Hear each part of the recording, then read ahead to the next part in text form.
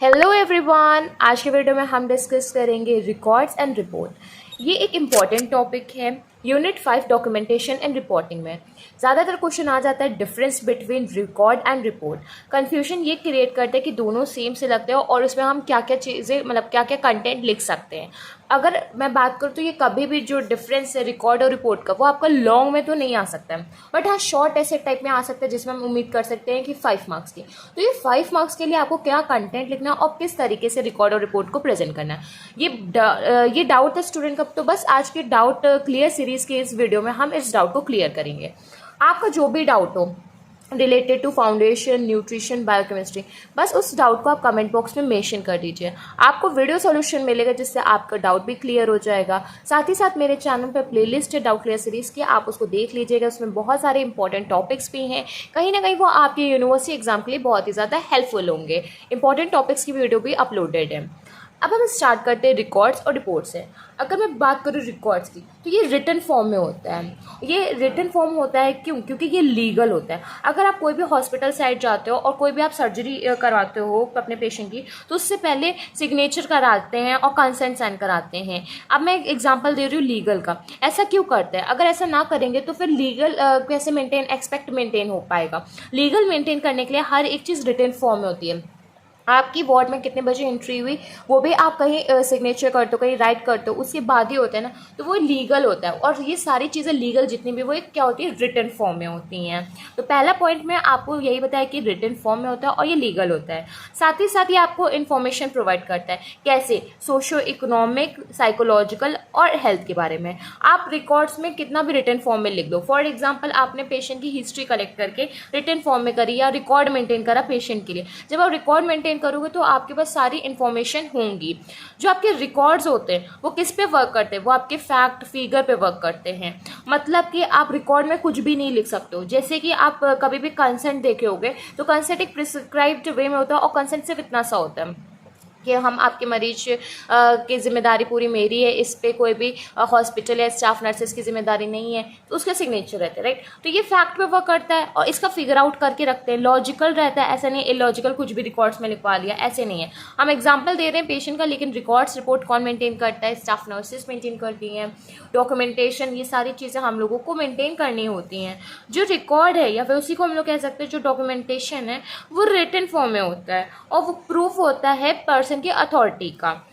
अभी हम लोगों ने लीगल पे एक्सपेक्ट पे करा था, रिटन होता है। रिटन क्यों होता है? क्योंकि वो हम लोगों का क्या होता है, प्रूफ होता है। जो रिकॉर्ड होता है वो हमारी चीज़ों को लिखते तो हैं और उस पेशेंट पे लिख देने से ही हमारी चीज़ें क्लियर हो जाती हैं।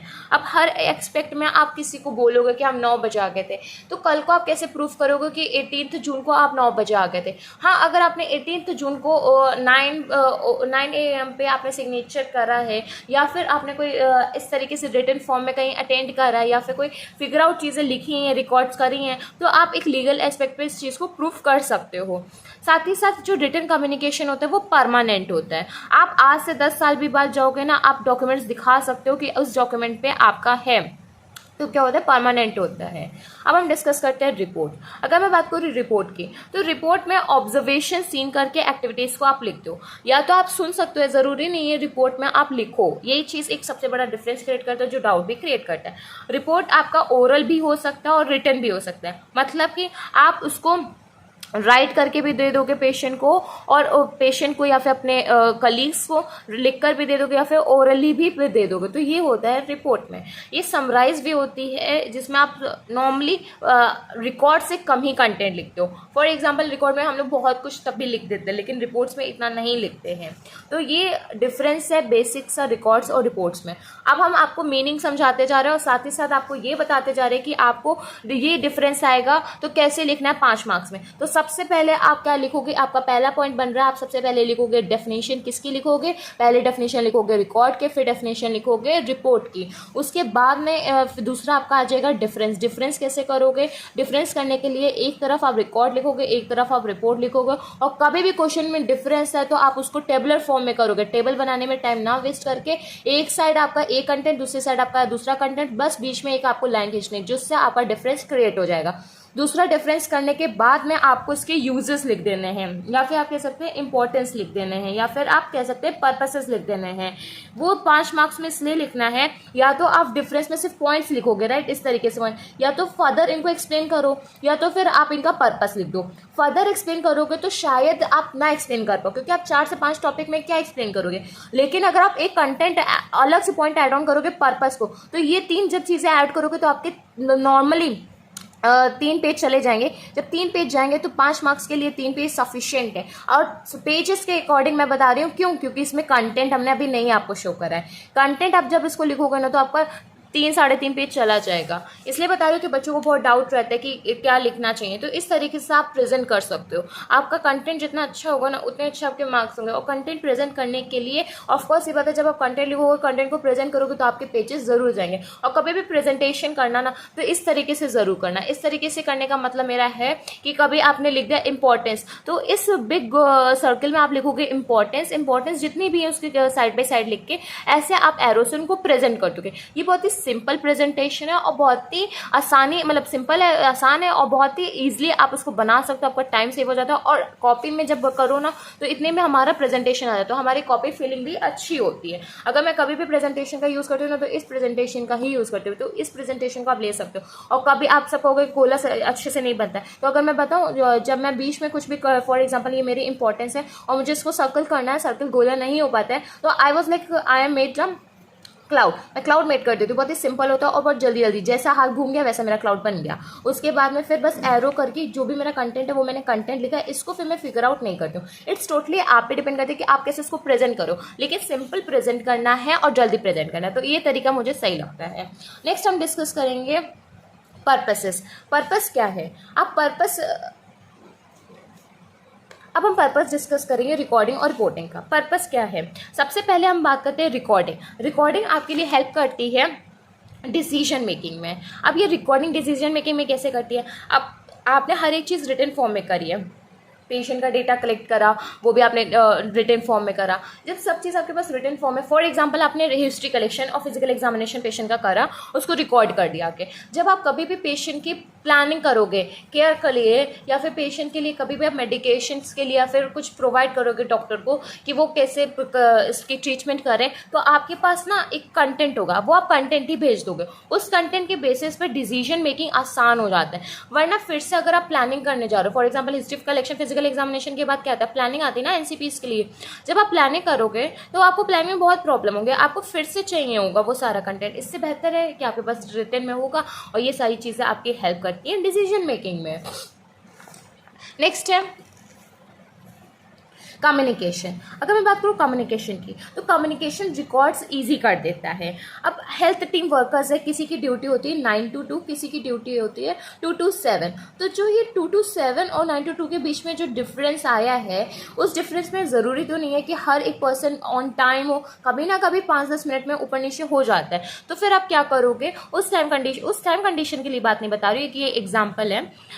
उस टाइम पे क्या होता है, ये आपके रिकॉर्डिंग्स वर्क आती है। कैसे? जो इस टाइम पे वर्कर थे उन्होंने रिकॉर्ड करके मेंटेन करके गए, अब इनको कोई भी प्रॉब्लम नहीं होगी। अब ये रिकॉर्डिंग के लिए आएंगे तो इस रिकॉर्डिंग चार्ट को देख लेंगे और इनके डाउट्स क्लियर हो जाएंगे। 9 से 2 में 10 पेशेंट था, 10 पेशेंट की क्या हिस्ट्री है, क्या फिजिकल है, क्या इन्होंने ट्रीटमेंट करा, कौन कौन सी मेडिकेशन लग गई है, कौन कौन सी नहीं लगी है।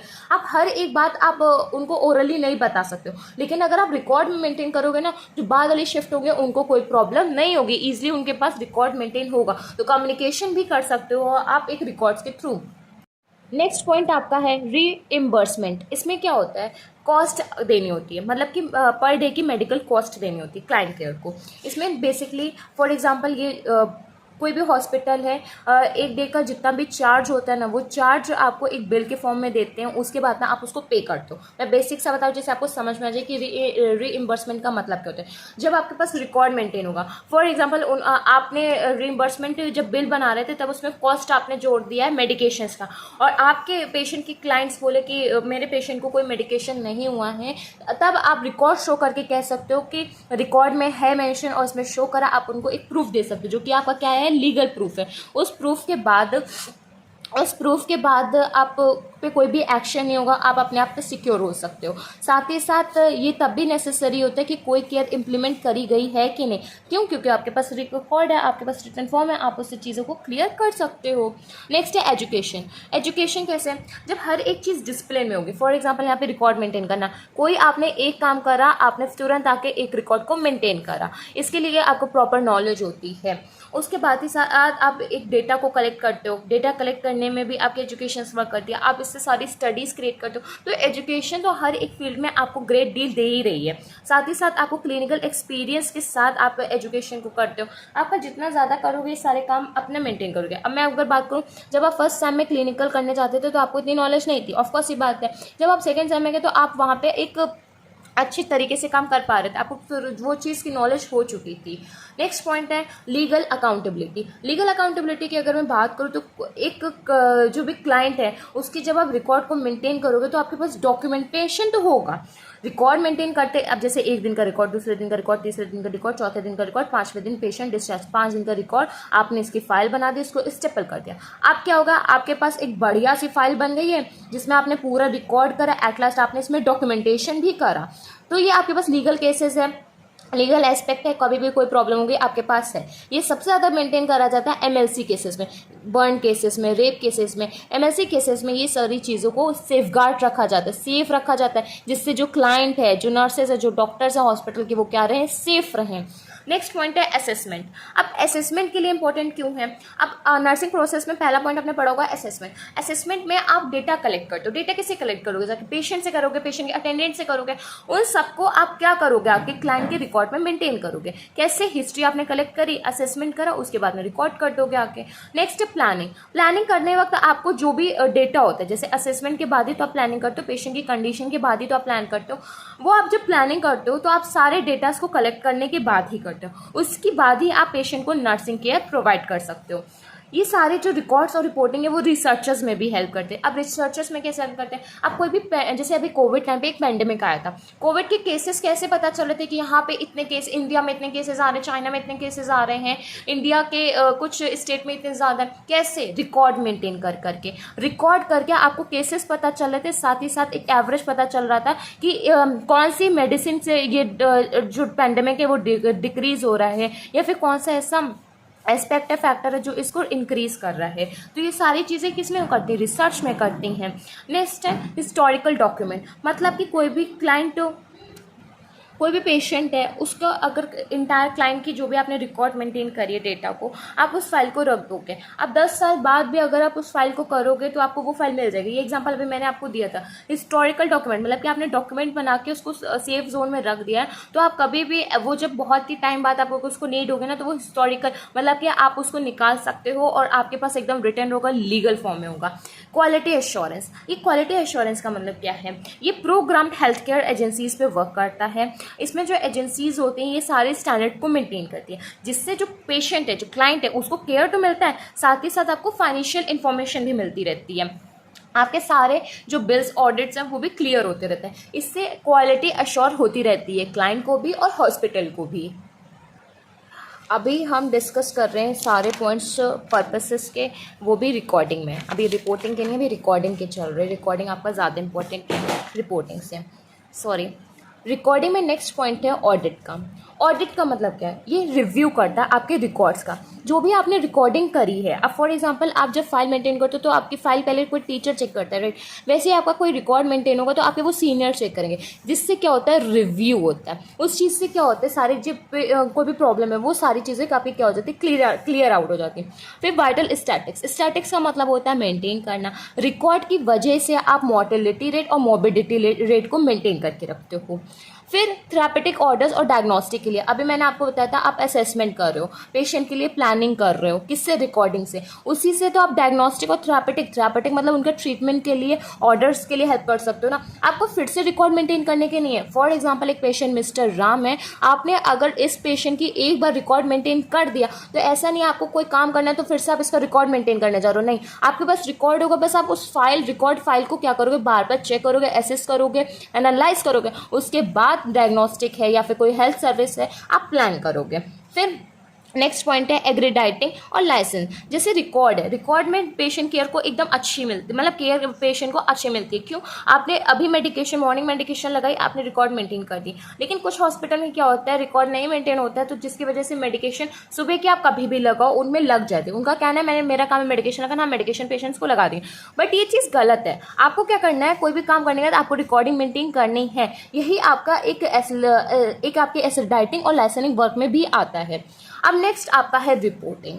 रिपोर्टिंग की अगर मैं बात करूँ तो अभी हम लोगों ने क्लियर करा था कि जो रिपोर्ट्स होते हैं वो ओरल और रिटन में रहते हैं। लेकिन रिपोर्टिंग में जो आपको पर्पस बताया गया है ना, वो आपकी रिटन रिपोर्ट्स बताया गया। किसमें बताया गया? रिटन रिपोर्ट्स में। तो सबसे पहले इसमें कुछ ही पॉइंट्स आते हैं, इसीलिए मैं कह रही थी जब आप इसको डिफरेंस करोगे ना तो आपके कम ही पॉइंट्स बन पाएंगे। इसीलिए आप पर्पसेस को या फिर इंपॉर्टेंस या को ज़रूर ऐड ऑन करेगा, जिससे आपका जो क्वेश्चन का लेंथ है वो थोड़ा सही आ जाए।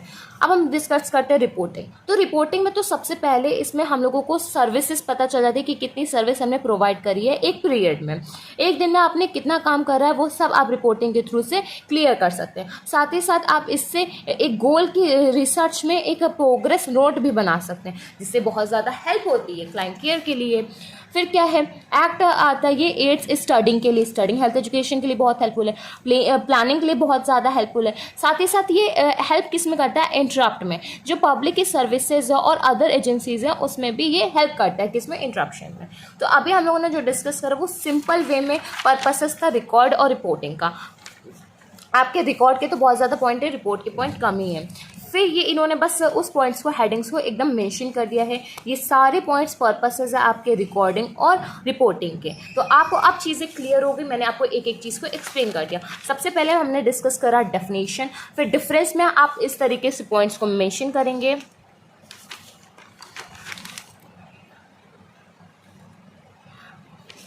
सबसे पहले आप डेफिनेशन के बाद में इस तरीके से पॉइंट्स को मेंशन करेंगे। ये पॉइंट्स आपके डिफरेंस क्रिएट करेंगे, इसी बेसिस पर आप डिफरेंस क्रिएट करेंगे। नेक्स्ट फिर आप लिखेंगे पर्पस, जिस तरीके से आप प्रेजेंट करेंगे, और पर्पस के पॉइंट्स आपके ये रहेंगे। सो फाइनली अगर ये 5 मार्क्स में क्वेश्चन आ रहा है difference between record and report, तो मेरे अकॉर्डिंग आपको क्लियर है आप किस तरीके से लिखना और कौन कौन से पॉइंट्स को मेंशन करना है। आपका डाउट अब क्लियर हो गया है जो रिकॉर्ड और रिपोर्ट से है। अगर अभी भी कोई भी डाउट हो किसी भी टॉपिक से रिलेटेड, कमेंट बॉक्स में मेंशन कर दीजिए। अगर ये वीडियो अच्छी लगे तो प्लीज़ वीडियो को लाइक कर लीजिए, चैनल को सब्सक्राइब कर लीजिए। Thank you.